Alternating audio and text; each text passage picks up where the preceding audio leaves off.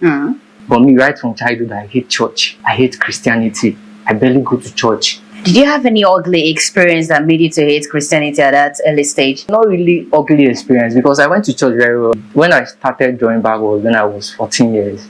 But when I was still very tender, I do go to church. I do this first and second lesson if you're an Anglican. Yeah. And I've actually preached certain times. But at some point, I was like, this is not where I actually want to be. If I borrow from if I can Charlie brain. It's in Jesus now, I came born now.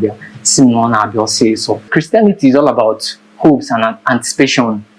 Raising your hopes. Come and give your seed of faith. So what's that? As a traditionalist, like what is it like?